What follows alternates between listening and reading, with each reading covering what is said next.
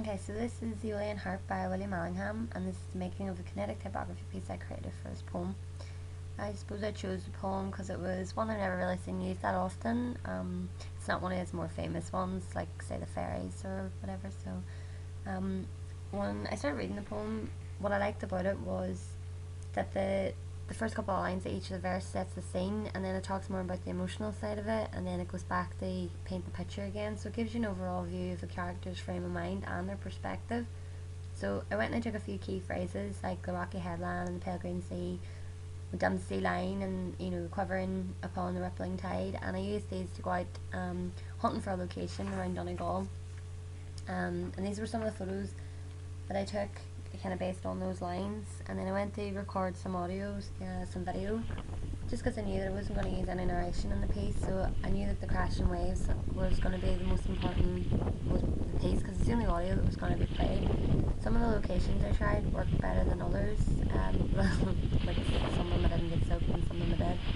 But eventually what I came across was a little cove at Fawn Beach where I was able to get the camera right down so that I could record the waves coming right into the bottom of the screen.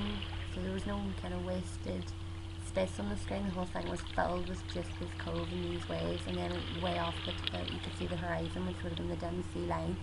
And what I liked as well was that there was like some little like hills in the background, so it kind of brought that whole line of the hills and the cove. This is just some of the illustrations that I came up with for storyboarding based on the photography and the videos that I had taken. And this is kind of based on my first kind of concept of the poem. I suppose I still thought at this rate that I was going to do illustration with kinetic typography, and it was until I started storyboarding then that I realised that I didn't have the knowledge, and I just didn't have the time to learn it. So I just went straight on into After Effects then, as it was the most important thing to just get started straight away was the animation, and I decided to do it in 3 separate compositions just for the whole rendering sake of it. I just thought that would be easier.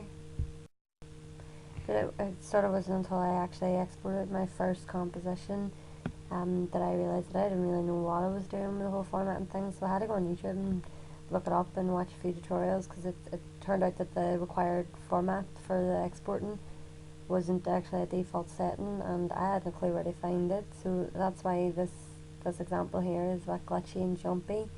The whole video was dropped onto it by a complete accident just for a presentation purpose on week 4, but it was liked and it did seem to work as well, and I was kind of fond of it, so I decided to just keep it and go with that. But I was still unsure what to do with verse 2 and verse 3, because I did want the whole time of day to come into play with it as well. So I decided to use something that I already had on my laptop to piece it all together. It's called VideoPad, and not as probably not as professional as Final Cut or Premiere, but it does the job and allows you to export to the format you need, and it's just an easy way to edit your audio as well. So I was able to cut and paste parts of the audio and the cover up parts that were quieter, and then add it into the starting video as well, and also fade out the end video and keep the audio going for another wee while as well. So that's it, and you can check out everything I've been chatting about here at Aeolian Harp, William Allingham at WordPress.com. Thanks.